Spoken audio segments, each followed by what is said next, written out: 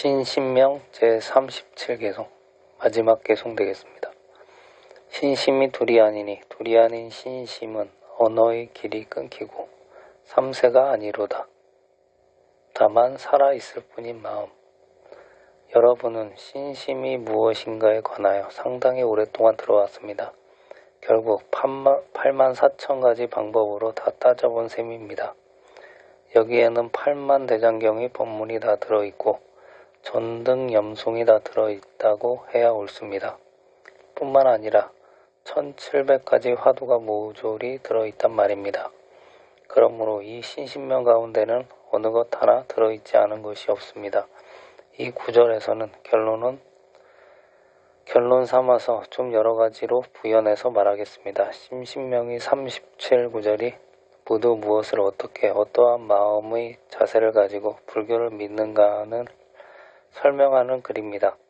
그러니까 불교를 믿는 마음인 신심이 어떠한 내용이냐고 물으면 어떻게 대답할 것인가? 불교를 믿는 내용이 무엇이며 신앙심이란 무엇인가에 대한 답변입니다. 가령 기독교의 예를 든다면 천당에 가는 것이 믿는 목적이라고 대답하리라고 생각합니다.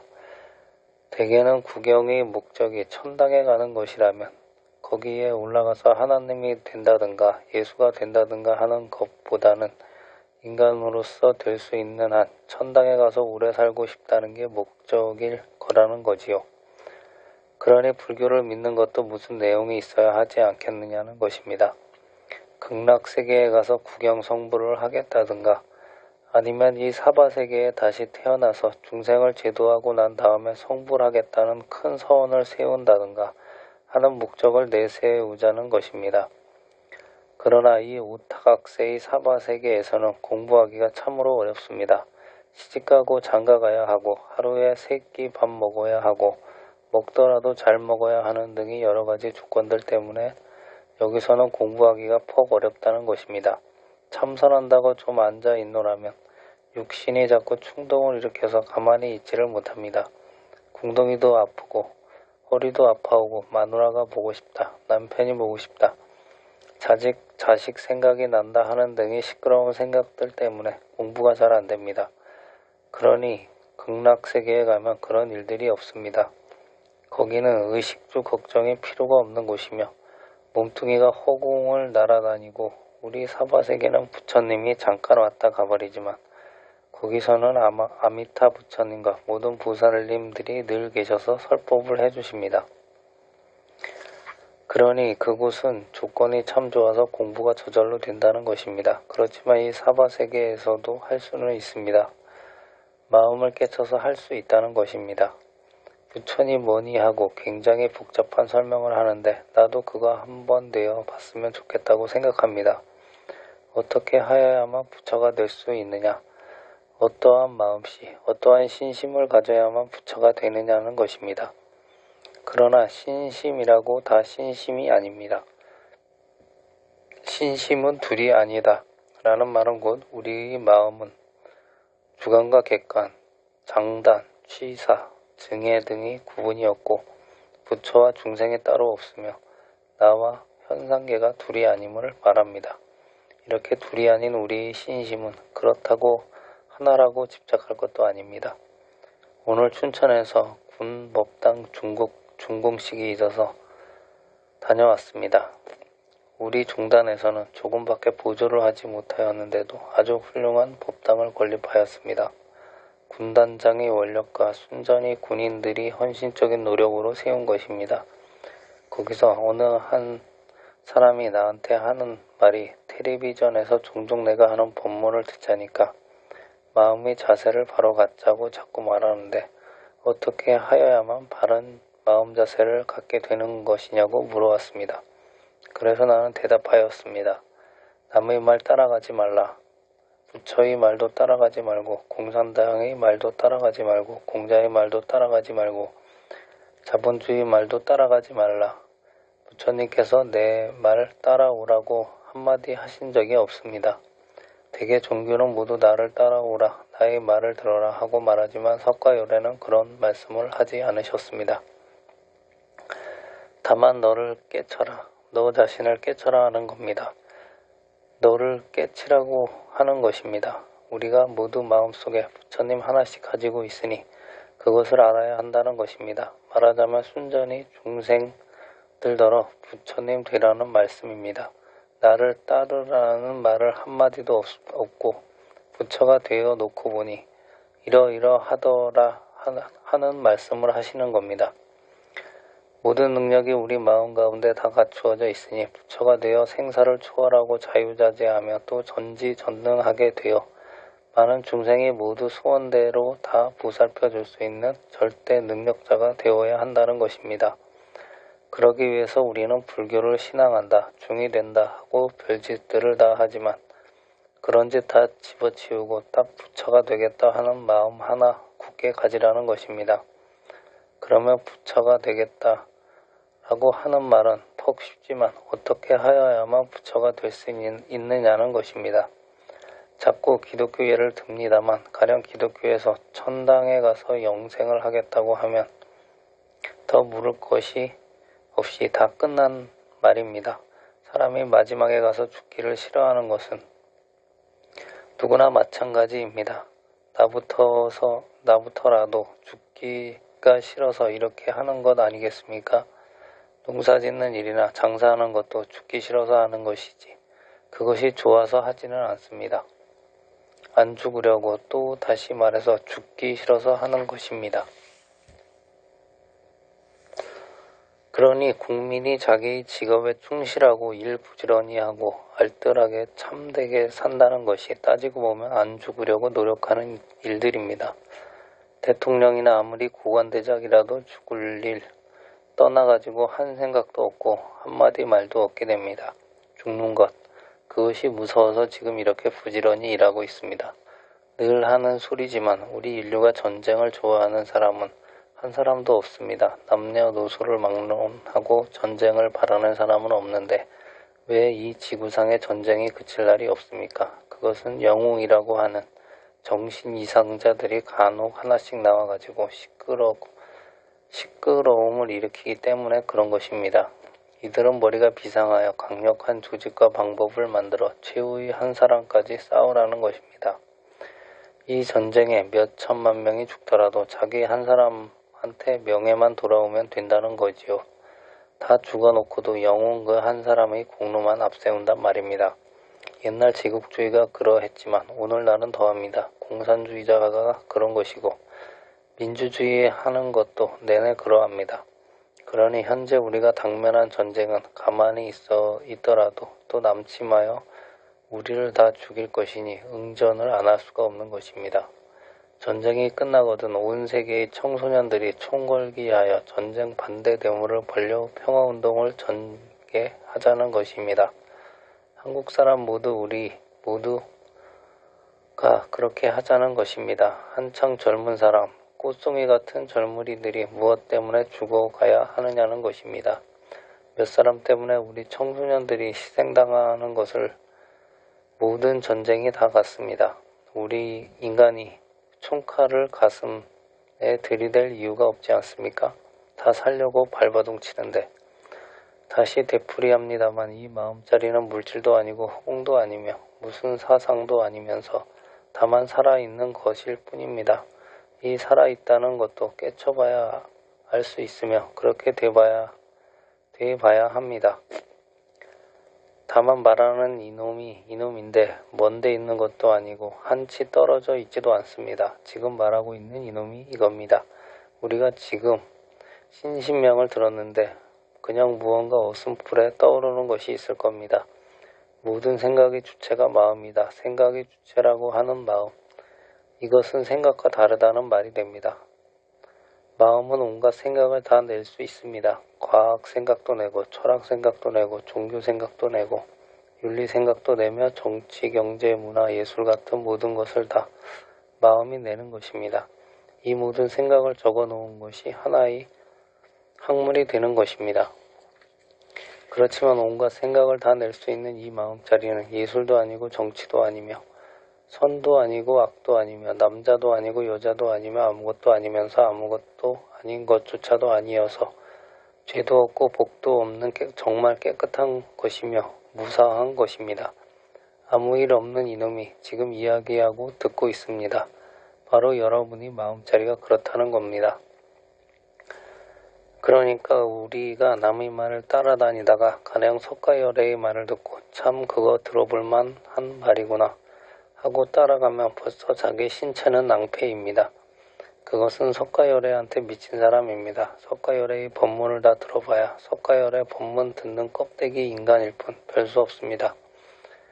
그러므로 석가열애께서 무엇을 하라고 하신 말씀인지 그 뜻을 가만히 살펴보면 부처님이 말씀이 내 말을 따라오라는 뜻으로 하신 말씀이 아닌 팔만대장경을 다 훑어보더라도 내 말 따라오라는 내 말 믿으라는 소리 하나도 없습니다.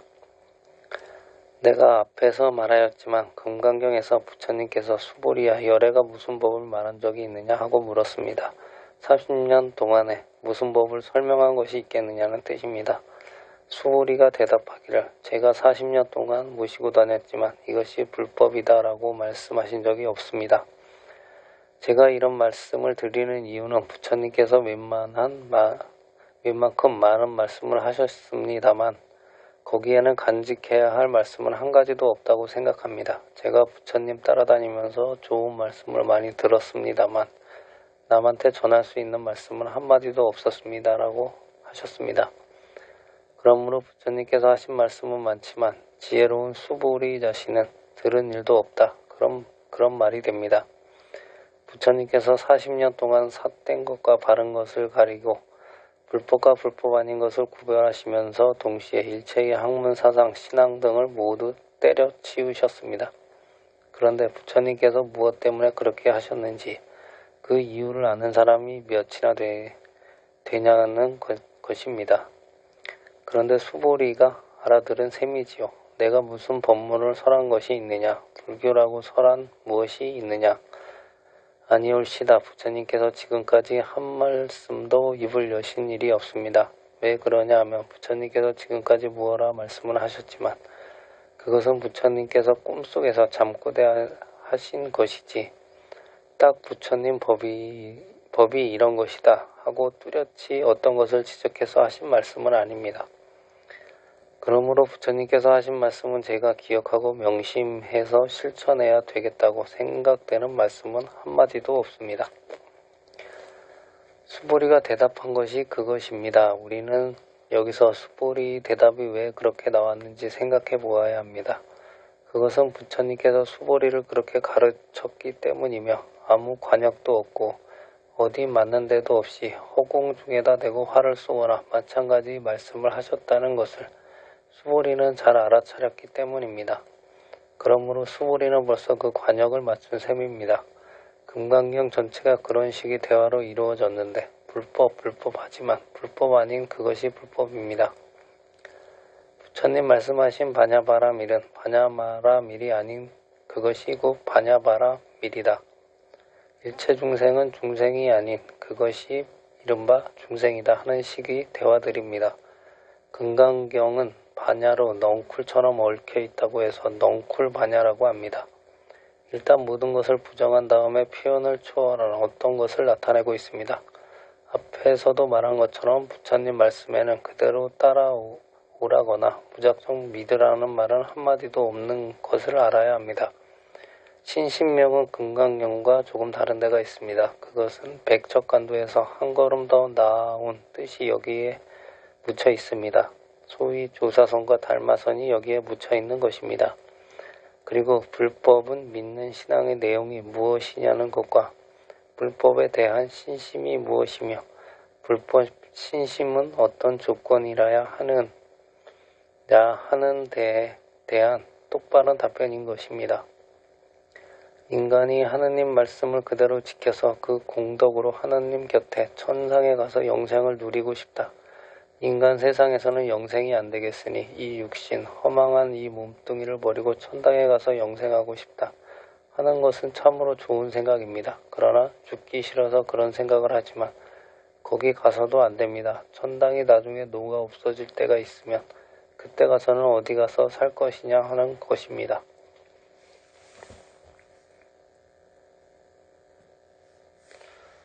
참 정신으로 나를 찾아. 여러분 지금까지 계속 금강경도 듣고 반야신경도 들었으며 신신명을 이만큼 들어왔으니 올바른 신심이 무엇인가를 알아차려야 합니다. 다시 말하면 마음의 자세, 바로 갖기란 어떤 것이냐를 알아야 합니다. 오늘 순천에 갔던 어떤 국회의원이 내가 텔레비전에 종종 나와서 영웅 한두 사람만 없애면 싸움이 없다는 말은 맞는 말이라는 것입니다. 쓸데없는 영웅이 없이 살면 전쟁이 안 난다는 것입니다. 그러니 이 세상의 영웅이 나와 없애치우라는 것입니다. 우리가 공산주의 따라서 이북으로 가보아도 징역살이이며 그야말로 자유라고 하나도 없고 연애도 못하며 내외간에도 서로 사랑을 못하게 해서 부부 생활이란 것도 생지옥입니다. 너희끼리 살기는 해도 정은 통하지 마라 이런 식입니다. 그것은 왜 그런가 하니 1인 독재를 하기 위해서 부부끼리라도 서로 마음에 맞으면 대무 일으킬 염려가 있으니 너무 가깝게 하지 말라는 것입니다. 공산주의 제도란 이처럼 부부의 정마저 용납하지 않는 독재입니다. 이런 것도 하루 이틀이지 사람이 어찌 그렇게만 살 수 있습니까? 이렇게 생각해 볼 때 이 얼마나 강제적인 독재를 하는 겁니까? 물론 자본주의도 모순이 많습니다. 또 일반 종교도 독단이 많습니다. 대개 나만 옳고 다른 것은 모두 막이라는 것이지요. 그런데 내가 여기서 이야기하고 싶은 것은 이 신신명은 자기의 참정신을 똑바로 가지고 살자는 내용이라는 것입니다. 불교란 것이 그것 아니겠습니까? 그러므로 나를 알아야 한다. 나를 찾아야 한다. 나를 찾아가지고 내가 살자 이것입니다. 지옥에 가나 천당에 가나 내가 살자 이것입니다.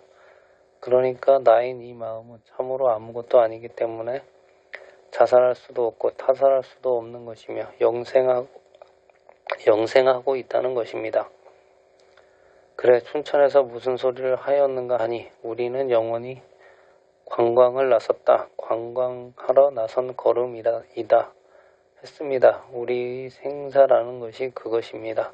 어떤 때는 천당에도 가보고 어떤 때는 인간 세상에 와서 살아보기도 하고 축생이 되어가지고 동물과 함께 살아보기도 하며 또 어떤 때는 아귀, 귀신하고도 살아보고 또 아수라 세계 가서 영웅들하고도 살아보고 또 어떤 때는 지옥에 가서 살아보기도 합니다.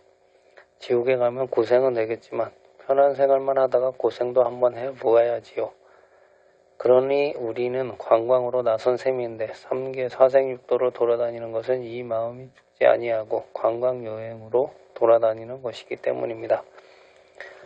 우리가 마음을 깨치고 나면 이 관광여행도 하고 싶은 대로 마음대로 자유롭게 다니면서 할 수 있습니다. 위험한 비행기 탈 필요가 없고 버스도 택시도 필요가 없습니다. 마음대로 자유자재로 다림으로 부처님께서는 자유자재하게 3계 우주 사생육도를 다니며 중생을 제도하시는 것입니다. 우리들 중생이 업에 끄달려서 이리저리 헤매고 다니지만 이 마음자리만은 영원 불면한 것이므로 그저 관광여행을 다니는 셈이라고 하면 됩니다. 이 말 듣고 이놈이 그렇게 한다고 생각하고 우리가 불교를 믿는다는 것도 그러한 것이라고 생각하면 옳습니다. 그러한 것인 줄 알고 뼈가 빠지게 애가 타도록 애착하지 말라 이겁니다. 애착하였다가는 속는단 말입니다. 통곡하고 눈에 피눈물이 쏟아질 때가 있을 터이므로 무엇에나 애착은 하지 말고 마음 탁 놓고 활발하게 살아가라 이겁니다. 자기 내외간에도 마누라가 안 살겠다고 하면 잘 가도록 환송해 보내야 합니다. 그럴 정도로 애착을 안 하고 살면 정말로 편안한 인간이 될 수 있다는 것입니다. 그렇게 하여야만 불교 신앙하는 사람의 태도라고 할 수 있으며 부처님께서 육바라밀을 말씀하신 대로 하는 사람입니다. 우리는 언제든지 헤어져야 하고 우리가 보고 듣고 생각할 수 있는 모든 것은 언젠가는 모두 없어지는 것이 아닙니까? 여기 있는 우리는 다 100년도 못 가서 없어집니다. 이 지구도 태양도 모든 별들도 언제인가는 다 없어진다는 말입니다. 다 없어져서 나중에 허공까지도 없어지지만 없어지는 가운데에서도 없어지지 않는 것, 없어질 수 없는 것이 무엇인가 하면 그것은 우리의 마음이다 이겁니다. 물질도 허공도 아니므로 없어질 수가 없습니다. 그러한 것이 하나 있다는 것인데 이제 그러한 것을 누가 만들 수도 없는 것이고 제가 또 언제 생길 수도 없는 것이지요. 물질도 허공도 아니고 아무것도 아닌데 그것이 언제 생기나요? 무엇으로 그것이 만들어지겠습니까? 제 혼자 저절로 되었다 하더라도 무엇인가 있어야 있는 것이라야 그것이 말이 될 텐데 이것은 있는 것도 없는 것도 아니기 때문에 언제 제가 만들어질 수도 없는 것이지요. 허공조차도 아니고 아무것도 아니며 아무것도 아닌 것조차도 아니기 때문에 이것이 제가 언제 생겼다고 생각할 수 없는 것입니다. 본래부터 있다 이겁니다. 그러므로 질량 이전이면서 차원 이전의 것이 바로 이 마음이기 때문에 이것보다 먼저 있을 수 있는 것이란 아무것도 없습니다. 이것 이전에 무엇이라도 있을 수 없다는 말입니다. 이것은 진동조차 아니요. 물질도 에너지도 아무것도 아닌 이것이 지금 말 듣고 말하고 있습니다. 이러한 이야기를 자꾸 듣고 보면 이제 그럴싸하게 이해할 수 있을 것입니다. 마음 본연의 자세로 우리는 어떤 생각에 집착하면 우리의 생명은 거기에 국한되고 거기에 끝납니다. 가령 남편을 생각하거나 마누라를 생각하거나 또는 아들, 딸을 생각하면서 벌써 우리의 생명은 거기에 짓밟힌 것이 됩니다. 내 아들이 장관이 되었다, 대통령이 되었다 하더라도 그게 내 아들이거니 하지 말고 그냥 내버리고 살라는 것입니다. 키울 때는 죽도록 거두어주되 나중에까지 내 것이라고 생각하지 말라는 것입니다. 집착 안 하는 것이 해탈 성불하는 한계의 그릇입니다. 그렇게 되지 않으면 그 사람은 반자유인으로서 관광 여행하는 사람입니다. 사생육도를 마음대로 돌아다니는 부처님처럼 완전한 자유롭지 못하고 그 사람은 반자유인밖에 안 된다는 것입니다. 그러니까 부부끼리도 아주 꼭 얽매여 가지고 살지 말라는 것이지요. 내가 가끔 하는 말이지만 사랑이라는 것은 상대방을 거머쥐고 놓지 않고 자유라고는 조금도 인정하지 않으려는 것이기 때문에 자꾸 가면 갈수록 얽매여지고 주머니에라도 넣어가지고 다니고 합니다. 남의 자유를 그처럼 구속하려고 하는 것이 사랑입니다. 부처님 자비는 그렇지 않습니다. 얼마든지 당신 마음대로 사십시오 합니다. 상대방이 좋아하는 일이고 상대의 행복을 위해 좋은 일이라면 나는 조건 없이 그것을 위해 생명을 바쳐 희생하고 양보하는 것이 자비입니다. 그러나 소위 사랑을 가지고 그렇게는 안 됩니다. 남자하고 어떤 관계가 있다면 그 남녀의 목에 칼을 찌를 것입니다. 그러나 자비는 이것을 다 용서하고 오히려 참회하고 행복을 빌어줍니다. 간혹 신문에 나오는 이야기이기도 합니다만 여남은 살 먹은 여자아이를 데려다 욕을 보이고 그래도 제 욕망대로 안 된다고 목숨까지 해칩니다. 이것은 그 욕망이 변태적이거나 병적인 것으로 되어 자기 본성을 잃고 그런 끔찍한 짓을 하게 되는 것이긴 하지만 그러나 사람의 욕망의 근본을 따지고 보면 건전한 사람이라 해도 역시 한 가지입니다. 그러니 성욕의 근본을 따지고 보면 그러한 욕심을 계속 채우자는 겁니다. 그러니 거기에 조금만 틀려도 며칠이고 말도 안 하고 야단이 납니다. 사랑이라는 것은 어떤 조건에서든지 자기 욕심을 채우려는 것입니다. 남이야 병이 들어 죽거나 말거나 사정도 하나도 안 봅니다. 이렇게 말하면 누가 또 억설이라고 할지 모르지만 소위 중생이 하는 사랑이란 것은 이처럼 남을 용납하지 않는 것이란 것을 알아야 합니다. 자기만 소중하고 남에 대해서는 배타적인 사랑은 사랑이 아닙니다. 나의 종교를 믿지 않으면 한 집안 식구라도 적으로 삼는다든가 이혼한다든가 하는 일도 옳지 않습니다. 내가 믿고 있는 종교를 믿는 이 사랑한다는 것은 자기 편끼리만 살고 남은 받아들이지 않는 것입니다. 이러한 사랑은 해서는 안 됩니다. 다시 말하거니요. 부처님께서는 나를 따르라는 말은 한 번도 하시지 않았습니다. 내 자신이 되어라, 내가 부처님이 되어라 하는 말씀이지요. 내가 부처가 되려면 이러이러하면 된다 하는 가르침이시지요. 어쨌든 남을 위한 말씀이며 부처님한테로 끌어당긴 것이라고는 하나도 없습니다. 무량 중생을 제도하였지만 한 사람도 나에게 제도받은 사람이 없느니라 하고 금강경 첫머리에 나옵니다. 이 세상 어느 사람도 내가 도와줄 수가 없고 어떤 중생도 제도하여 줄 수가 없다는 것입니다. 왜 그런 거 아니? 그 중생이 중생인 것도 아니면서 중생이 아닌 것도 아니기 때문이라고 하셨습니다.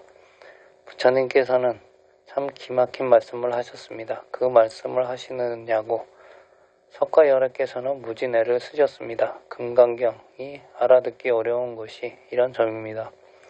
가령 내가 연등 부처님 앞에서 안욕따라 삼막삼보리를 얻었느냐, 내가 연등 부처님께서 하시는 설법을 듣고 발심을 했느냐 하고 물으면 수보리의 대답은 아니올시다. 세존께서 연등부를 만나 뵙고 법을 얻어 듣고 들은 일도 없고 발심한 일도 안욕따라 삼막삼보리를 얻어 들은 일도 없습니다.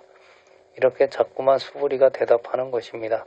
수보리는 확실히 알았다는 것입니다. 우리는 수보리 정도로 안심인명체가 되어 있어야 합니다. 춘천에서 만났던 그분이 하는 말이 마음 자세 바로 갖자고 하는 것이 참 좋은 말씀인 줄 압니다 하면서 그 진정한 의미는 어떤 것이냐고 물었습니다. 그래서 내가 이렇게 대답했습니다. 우리 이 마음이 물질도 아니고 허공도 아니며 무슨 생각도 아니고 사상도 신앙도 아니며 정치, 경제, 예술도 아니고 아무것도 아닌데 다만 그러한 것들을 창조해낼 수 있는 내용과 일체의 능력을 갖추어 가지고 있으면서 그 자체는 아무것도 아니라 이겁니다.